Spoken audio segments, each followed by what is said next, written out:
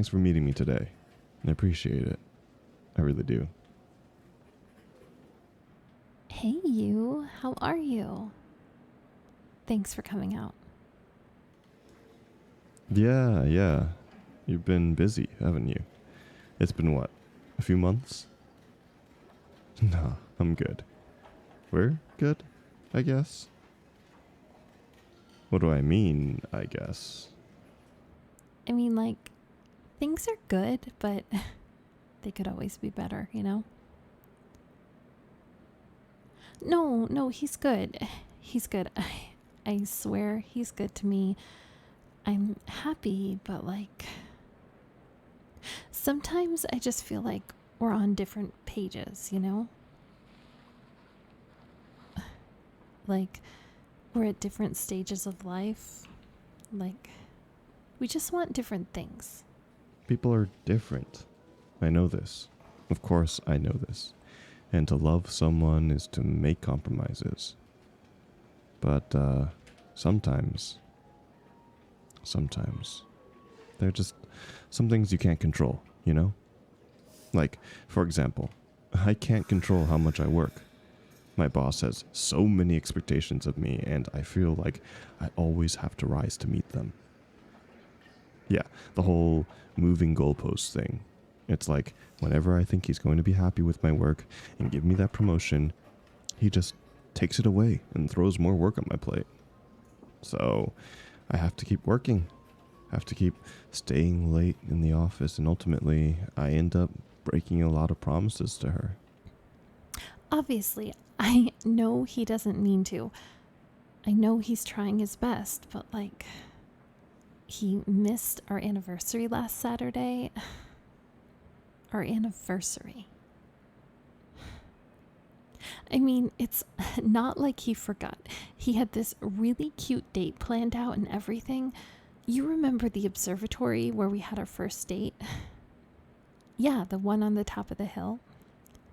Yeah, I remember you helped us because that guy forgot the picnic basket, so you had to drive through traffic just because he's so forgetful. Thank you for that. Seriously. I mean, let's be real. Even if that date had been a disaster, I still liked him a lot, so it probably would have worked out anyway. But don't tell him that. Oh man, what a disaster of a first date. You're a lifesaver. Seriously. There's no way she would have agreed to a second date if you hadn't come in clutch. I was so nervous. Seriously, sweating bullets and everything. Who'd have thought that we would have lasted these past 2 years after that catastrophe? Yeah. 2 years. I missed our anniversary. I mean, like, it's not like I forgot or something. I just had overtime. Again. Yeah, I had it all planned out. Even forked out the money so that the observatory could be ours for the night. Yeah.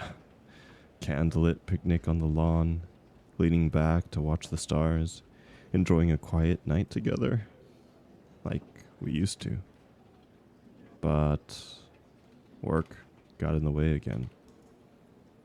She says it doesn't bother her, but I know it does. Of course it bothers me, but I don't want to say that. I understand that he didn't want to miss our anniversary. I get that it wasn't intentional. It's just, well, it was our anniversary. Like, I get that he's working hard to provide for us, but I just, like, does he really have to work that much?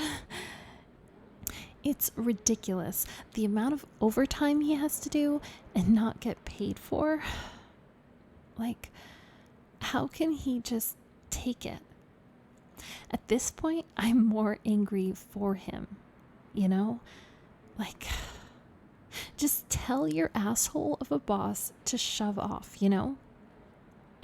Yeah. At this point, it's not about the anniversary or the dozens of other dates he's missed. He's just always tired, always drained, always miserable. I'm just worried, that's all. Of course I'm worried. I love him. I've never doubted that for even a moment. And I understand he's working really hard for us. It's just, I miss him. Of course I've wanted to tell him to screw off. He's a prick, especially after dangling this promotion over my head the last few months. But between paying the bills and helping cover what her scholarship won't, I'm barely scraping by as it is. Of course I want to support her through school. She's brilliant.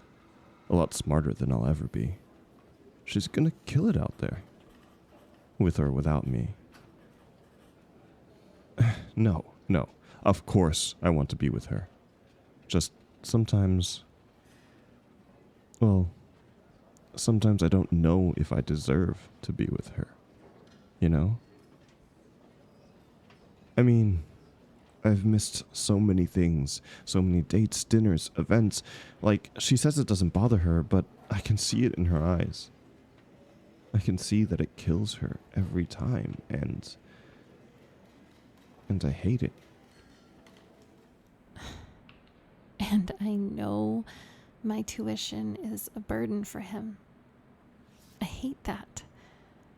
I don't want to be a burden to him. I've told him I can pick up a part-time job, but he immediately tells me not to, that he wants me to focus on my studies.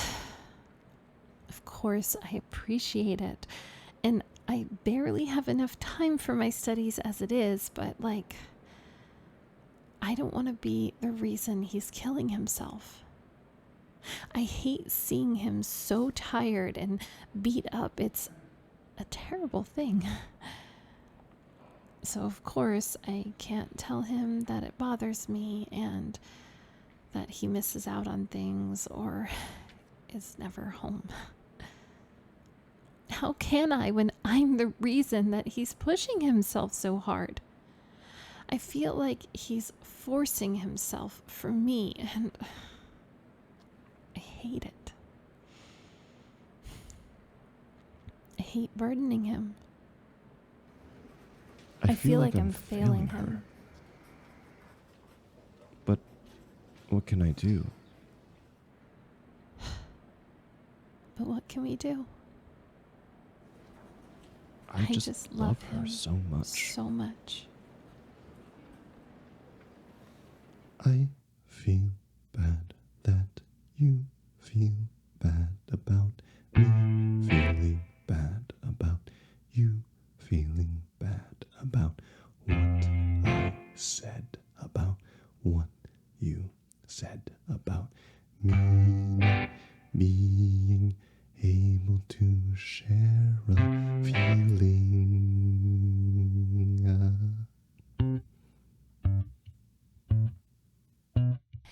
If I thought that what you thought was that I hadn't thought about sharing my thoughts, then my reaction to your reaction to my reaction would have been more revealing. I was afraid that you'd be afraid if I told you that I was afraid of intimacy. If you don't have a problem with my problem, maybe the problem's simply codependency. Yes, I know that now you know that I didn't know that you didn't know that when I said no I meant yes I know, and now I know that you knew that I knew you adored me.